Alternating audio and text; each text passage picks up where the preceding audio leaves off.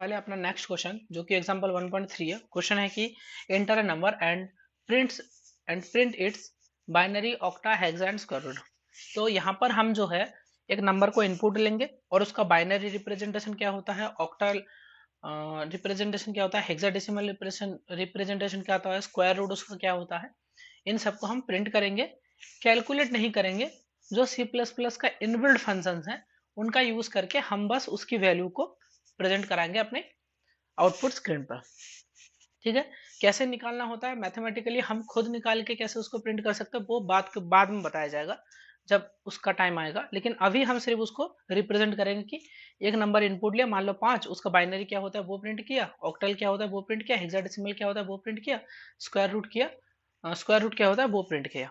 ठीक है, उसको करने के लिए सबसे पहले हमें क्या करना पड़ेगा, एक बेसिक सामने बना लिया। यहाँ पर इन आईओ स्ट्रीम के अलावा हमें इन 4 हेडर फाइल की जरूरत पड़ेगी। ठीक है, हेडर फाइल क्यों जरूरत पड़ी है, क्या है, वो सब बताऊंगा। तो सबसे पहले तुम्हें क्या करना था, सबसे पहले तुम्हें क्या लेना था, नंबर एक नंबर लेना था। सी प्लस प्लस में क्या होता है, जब भी तुम्हें एक नंबर लेना होता है जो डिजिट फॉर्म में हो, जैसे कि 1 2 3 4 5 6, इस तरीके से 510, 1,10,013, इस तरीके का कोई भी नंबर लेना होता है तो हम क्या क्या प्रेफर करते हैं, तो वहां पर हम ले सकते हैं। तो वहां पर कुछ चीजें बनी हुई है कि ऐसा नहीं कि तुम इनपुट कैसे लोगे। तो सबसे पहले कंपाइलर को एक बताना होता है कि हमें एक नंबर चाहिए जो कि इंटीजर टाइप का हो। इंटीजर का मतलब आप समझते हैं, इंटीजर का मतलब होता है कि पूरा नंबर, जैसे कि पूरा पूरा इंटीजर नंबर, जैसे 1 2 3 4 5 इस तरीके से लेकर एक इंटीजर नंबर चाहिए। तो कंपाइलर को बताना होता है कि हमें एक नंबर चाहिए, नंबर का नाम क्या होगा, एक नंबर होगा, वो नंबर किसी एक जगह पर स्टोर होना चाहिए। तो नंबर का नाम देना पड़ता है। तो नाम जो है या तो हम अंडरस्कोर से स्टार्ट कर सकते हैं, कोई भी नाम दे सकते हैं, या तो हम कोई भी नंबर से स्टार्ट कर सकते हैं। ठीक है, स्टार्टिंग वाला जो होगा वो या तो अंडरस्कोर हो सकता है, या तो कोई डिजिट हो सकता है, वो या तो कोई कैरेक्टर हो सकता है। मतलब कि स्टार्टिंग में 9 नहीं आ सकता, या स्टार्टिंग में कोई भी स्पेशल कैरेक्टर नहीं आ सकता अंडरस्कोर के अलावा। स्टार्टिंग वाला जो भी तुम नाम है, जो भी तुम्हें नाम देना है, जो भी तुम्हें नाम देना है, तो उस नाम को तुम्हें क्या करना पड़ेगा, या तो अंडरस्कोर से स्टार्ट करो या तो किसी भी डिजिट से स्टार्ट करो। और वो नाम जो है वो कीवर्ड्स नहीं होना चाहिए। कीवर्ड्स का मतलब क्या है कि जैसे इंट है, इंट एक कीवर्ड है, ये रिटर्न है, ये रिटर्न भी एक कीवर्ड है। ठीक है, ये मेन है, मेन को भी तुम एक कीवर्ड मान सकते हो। यानी कि जो ऑलरेडी हमारे C plus plus programming language में ऑलरेडी पहले से डिफाइन है उनको तुम नहीं लिख सकते। वो कीवर्ड्स क्या क्या होता है, तुम अगर इंटरनेट पे एक बार सर्च करोगे सारा कीवर्ड तुम्हें एक बार में दिख जाएगा। देखो, सी प्लस प्लस की वर्ड्स, देखो सर्च किया, देखो सारे कीवर्ड दिख गए, एल ब्रेक, केस, स्विच, देखो सब कुछ दिख गया, थ्रो, ट्रू, ये सभी क्या है, कीवर्ड्स है। तो इन कीवर्ड्स का हम इस्तेमाल नहीं कर सकते। ठीक है, मतलब किसी भी नंबर के नाम के लिए। ठीक है, अच्छा चलो, तो हम यहाँ पर मान लो इसका नाम रख लेते हैं नम। ठीक है, और तुम्हें हर बार चेक करने की जरूरत नहीं है, क्योंकि तुम्हें पता है कि नम नाम का कोई चीज उसमें होता नहीं है, हम बताते रहे। जब तुम थोड़ी बहुत कोडिंग करोगे तो ये भी तुम्हें अच्छे से पता चल जाएगा कि कौन सा कीवर्ड है कौन सा नहीं है। तो हमने मान लो नंबर का शॉर्ट फॉर्म नम बना लिया। हमने क्या बनाया कि हमने कंपाइलर को बताया कि एक इंटीजर टाइप का हमारा नंबर होगा जो किस वेरिएबल में स्टोर होगा, नम में स्टोर होगा। अच्छा, ये वेरिएबल क्या है, वेरिएबल का मतलब ये है कि तुमने कोई भी एक नाम लिख लिया, वो जो नाम है वो किसी एक मेमोरी एड्रेस का नाम होगा। जैसे हमारे कंप्यूटर में जो मेमोरीज होती है ना, उसमें क्या होता है, हर एक बीट का हर एक बीट यानी कि एक बीट जो है, एक बीट जो होता है, हर एक बीट का कोई ना कोई एड्रेस होता है। तो हमारा जो नम होगा वो क्या होगा, इंटीजर जो है, ये जो इंट लिया है ना, इंट, ये जो इंट लिया है ये इंट होता है हमारे पास 4 बाइट का। ठीक है, 4 बाइट का होता है। अच्छा, एक बाइट का मतलब होता है हमारे पास, एक बाइट का मतलब होता है हमारे पास 8 बिट। इस चीज को समझो, एक बाइट का मतलब कितना हुआ, 8 बिट हुआ। ठीक है, तो 4 बाइट का मतलब कितना हुआ, 32 बिट। ये चीज समझ में आया। ठीक है, 4 बाइट का मतलब कितना हुआ 32 बिट। तो क्या करते हैं, इस लाइन के लिखने का क्या मतलब है वो देखो। इस लाइन के लिखने का मतलब है कि हमने कंप्यूटर से बोला कि जो हमें एक इंटीजर टाइप का, अच्छा इंटीजर जो डेटा टाइप है, डेटा टाइप वो किस टाइप का डेटा टाइप है वो भी देखो, मैं आपको छोटा सा दिखा देता हूँ हिंट। क्या होता है कि हमारा जो डेटा टाइप है वो मोस्टली 3 तरीके का होता है। एक तो बेसिक डेटा टाइप होता है, ठीक है, एक डिराइव होता है, एक होता है तुम्हारा यूजर डिफाइंड डेटा टाइप होता है। ठीक है, वो क्या क्या होता है वो भी मैं आपको बाद में दिखा दूंगा।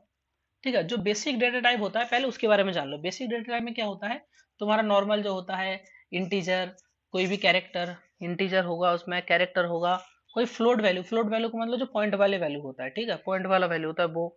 डबल यानी कि पॉइंट वाले वैल्यू में बहुत बड़ा, वो होता है डबल। एक होता है वॉइड, वो सब जानेंगे। अभी फिलहाल हम क्या कर रहे हैं, डेटा टाइप में जो पहला डेटा टाइप जो है, डेटा टाइप का जो पहला टाइप है वो बेसिक टाइप है। बेसिक टाइप का जो पहला हम अभी पढ़ रहे हैं वो है इंटीजर। इंटीजर मतलब कि नंबर। ये देखो इंटीजर जो है, ए वाला लाइन देखो कितने बाइट का होता है, 4 बाइट्स का होता है। 4 बाइट जो होता है वो नंबर कहाँ से कहाँ तक उसमें स्टोर कर सकते हो, यहाँ से यहाँ तक। देखो 1 2 3 4 5 6, देखो माइनस इतने से लेकर इतने तक का तुम नंबर स्टोर कर सकते हो। इससे बड़ा नंबर तुम इस इंटीजर में स्टोर नहीं कर सकते। ठीक है, ओके, इतना समझ में आया अभी। ठीक है, तो इंटीजर में जो है हम इतना बड़ा नंबर स्टोर कर सकते हैं। तो ऐसा नहीं कि इंटीजर में तुम कितना भी बड़ा नंबर दे तो वो स्टोर कर लेगा, नहीं कर सकता। ठीक है, ये इंटीजर की लिमिट है 4 बाइट, और मोस्टली हमारा इतने नंबर में हो जाता है। कितना नंबर है देख लो, देखो इकाई, एक, दशक, शतक, हजार,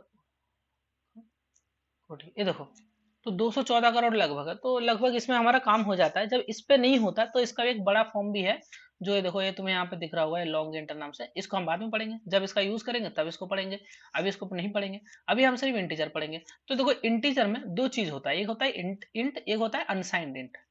एक होता है इंट, एक होता है अनसाइंड इंट।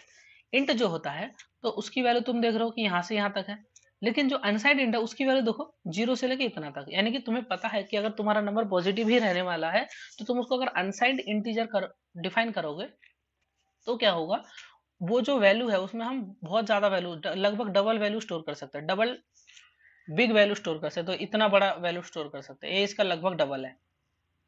ठीक है, अनसाइंड इंट करने का मतलब है हम ही उसको ये बताते रहे कि हम अपने जो इंटीजर है उसमें माइनस को स्टोर नहीं करेंगे। तो माइनस को स्टोर नहीं करते हैं तो वो इतने वैल्यू को स्टोर कर सकता है अनसाइंड इंट। उसका वो इम्प्लीमेंटेशन है अच्छे से, उसको हम बाद में देख लेंगे। ठीक है, इतना स्टोर कर सकते हैं, अनसाइंड इंट में हम इतना स्टोर कर सकते हैं। फिलहाल हम इंटीजर का इसलिए यूज करें क्योंकि हम कहाँ 214 करोड़ से ऊपर वाला नंबर देने वाला, हम छोटा ही नंबर ही देंगे। ठीक है, ओके। तो इंट का मतलब समझ में आया। इंट क्या है, इस इंट को लिखना पड़ता है। अगर तुम्हें कंपाइलर को बताना है ना कि हमें नंबर लेना चाहते हैं जो कि इंट टाइप का हो, तो इंट लिखना पड़ता है। अब कंपाइलर को पता लग चुका है कि ये इंट टाइप का एक वेरिएबल हो, मतलब वैल्यू लेना होगा। अच्छा ये क्या है, इसको कहते हैं हम वेरिएबल का नाम। वेरिएबल का मतलब क्या है कि हम क्या करते हैं, कंप्यूटर हमें क्या करते हैं, इस 4 बाइट का यानी कि 32 बिट का जो स्टोर कहीं पे भी है 32 बिट खोजेगा मेमोरी में। 32 बिट खोज कर उसका जो एड्रेस होगा, उसका एड्रेस जो होगा वो इस वाले वेरिएबल में स्टोर कर देता है। एड्रेस का मतलब क्या होता है कि हर कंप्यूटर में जो हर मेमोरी होता है, हर एक चीज का एड्रेस होता है, उसमें कुछ ना कुछ इंटीजर टाइप का कुछ भी नंबर होगा। तो इस नम जो है, नम अगर हमने कर दिया तो क्या होगा, इस नम में, ये जो नम है, ये नम का जो है उस 32 बिट का जो स्टोर है या 4 बाइट का जो मेमोरी है उसका नाम हो गया। अभी उसका नाम हो गया नम। अब इसको लिखते ही उसका नाम हो गया नम। अब तुम क्या कर सकते हो, अब तुम क्या कर सकते हो, इसको तुम कमेंट कर दो। अब तुम क्या कर सकते हो कि जस्ट नॉर्मल तरीके से ही कि अब तुम क्या करो, इसमें ही नम कर दिया। अब तुम इस नम में कोई भी नंबर तुम इनपुट कर सकते हो, आउटपुट कर सकते हो।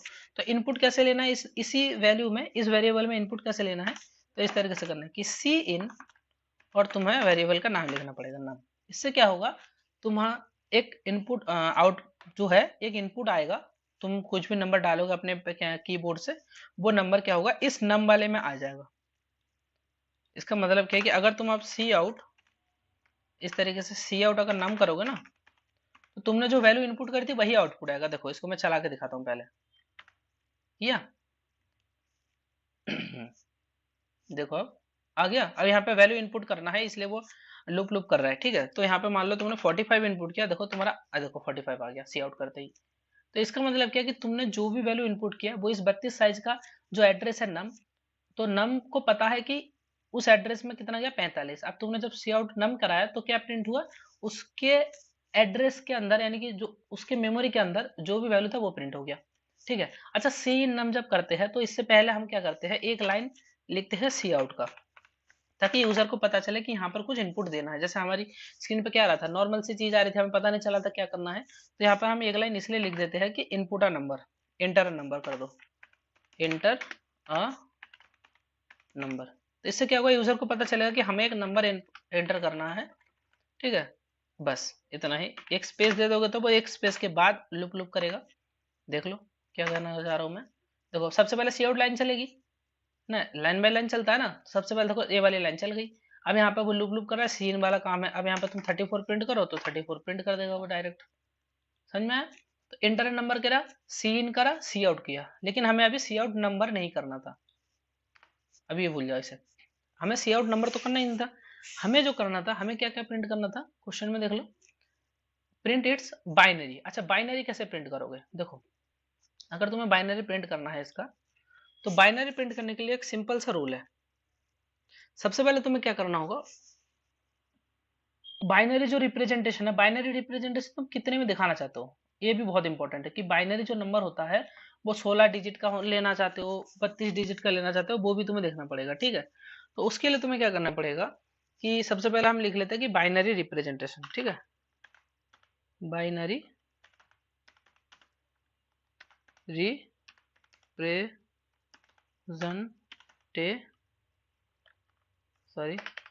Representation, binary representation. ठीक है, क्या होगा, देखो इस तरीके से होता है। सी आउट, याद रखो क्या प्रिंट करना है हमें वो देखो। ठीक है, चलो वो देखते हैं अभी। देखो क्या प्रिंट करना है हमें अभी, तो हमें प्रिंट करना था सी आउट में, अभी दिखाता हूँ। देखो रिप्रेजेंटेशन प्रिंट करना है तो सी आउट में क्या लिखना है, तो सबसे पहले तो एक वो प्रिंट कराओ कि हम क्या लिख रहे हैं। जैसे मान लो सबसे पहले हम लिख लिया बाइनरी, तो ऐसे लिख लो ताकि वो बाइनरी है कि नहीं आपको पता चल जाए। तो बाइनरी और एक कोलन लगा दिया, एक स्पेस दे दिया। अब जो भी प्रिंट होगा वो इसके बाद प्रिंट होगा। लिखना क्या होगा, जैसे बाइनरी में है, बाइनरी में तो कितने बिट में प्रिंट कराना चाहते हो, तो मान लो कि मैं चाहता हूँ कि बिट सेट बताना होगा कि कितने बिट में प्रिंट कराना चाहते हो। तो 32 लिया और उसमें हमने लिया जैसे कि हमारा नम है, नम। ठीक है, और उसके बाद तुम क्या प्रिंट कर सकते हो, नए लाइन के लिए तुम एंडल प्रिंट कर सकते हो। एंडल का क्या मतलब होता है, एंडल अगर तुमने कर दिया इस तरीके से तो वो क्या करेगा, एक नया लाइन पे अगला जो कर्सर होगा वो नए लाइन पे चला जाता है। अच्छा इस बिट सेट 32 का क्या मतलब होता है, जैसे कि तुमने कभी बाइनरी नंबर पढ़ा हो, तो बाइनरी नंबर कैसे होता है, 0 1 के फॉर्म में होता है। तो वो 8 बिट का भी हो सकता है, 16 बिट का, 32 का, 64 बिट का, कितने बिट का है वो बताना होता है। तो हमें 32 बिट का नंबर चाहिए, यानी कि जिसमें 4 बाइट होता है, 32 बिट है ना, बताया था अभी। तो हमें उतना 32 बिट का एक बाइनरी डिजिट चाहिए। बाइनरी नंबर क्या होता है अब नहीं पता है तो पढ़ सकते हो। ठीक है, अब जो ये बिट सेट है ये काम जो करता है, उसके लिए तुम्हें ये वाली हेडर फाइल इंक्लूड करनी पड़ती है, हैज इंक्लूड बिट सेट। समझ में आ गया। ठीक है, नेक्स्ट है, नेक्स्ट जो होगा इसी को मैं कॉपी करता हूँ और सॉरी इसी को कॉपी करता हूँ और यहाँ पर पेस्ट कर लेता हूँ। ठीक है,